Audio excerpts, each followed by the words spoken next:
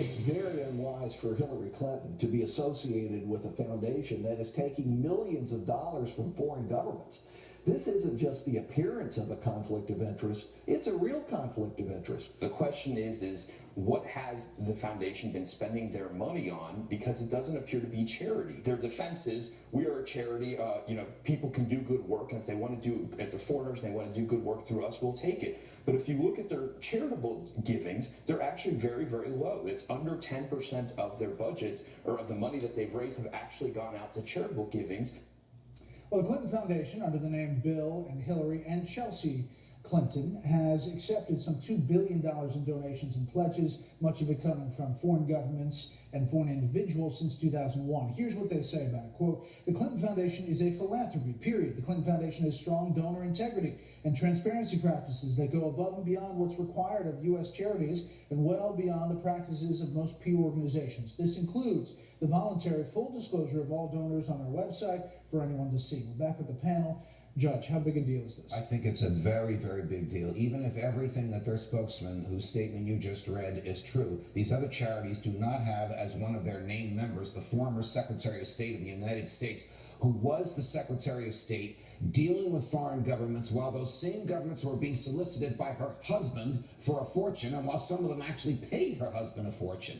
If that's not a conflict of interest, I don't know what is. And if any of the money that Bill received, not personally, but into the foundation, influenced any of the decisions she made as a Secretary of State, you have a potential felony on your hands. Well, you know, the White House, the Obama White House, said, no, this is not going to happen during Secretary of State. It stopped for some time, and now it is, the spigot is back on, and it seems like as a likely nominee for the Democratic Party, it could be a problem.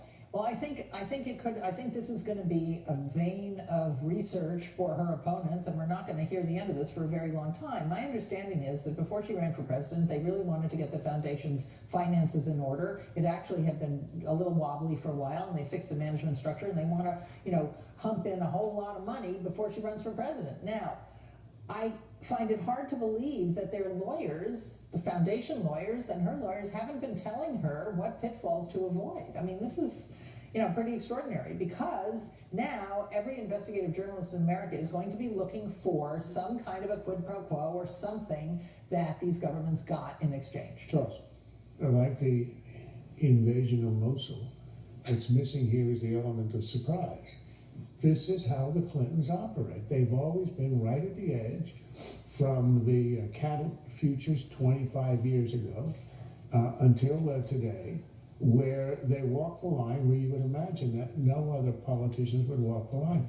The reason is they've gotten away with it. I think it is quite amazing that she would pretend, or they would pretend, the spokesman pretends, this is a charity, what we do is hand out mosquito nets, who can oppose that? But that is not exactly why the government of Qatar is giving all this money. It's not because it wants to actually cure malaria in parts of Africa. It could do that without using the Clinton Foundation if it wanted. This is obviously a way of exerting influence over the Clintons and having them in their sort of obligated. And it's influence purchasing. This has been the story of the Clintons ever since. It is nothing but a continuation of it.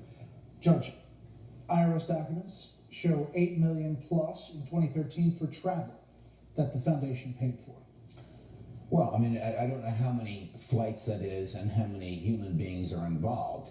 If it's some extraordinary, luxurious use of a Donald Trump-like airplane for Bill and Hillary, particularly if she used it while she was Secretary of State, you have very serious problems, because these charities have guidelines about how much money they can spend on their executives. Does this, Mara, bring up the draft Elizabeth Warren group a little bit to more prominence? Yeah, I think the draft Elizabeth Warren group has a lot of energy behind it. This might add a little bit. But it really all depends if Elizabeth Warren is willing to be drafted and make this case. You can imagine the argument that Elizabeth Warren can make against Hillary. It's almost a ready-made script, but she has to decide she wants to do it. They did meet privately in December. It certainly sounded like the results of that meeting was that Elizabeth Warren said once again what she said in public, which is she has no plans to run for president. But if somebody, a populist Democratic candidate, and she is the #1 populist Democrat right now, would want to take this on, she could. Every one of these stumbles, including the stumbling at her launch, as an invitation to the Democrats that they really ought to have another candidate. But the requirement is not going to produce that other candidate. And I don't see anybody yet emerging. I'm not sure anybody yet will. That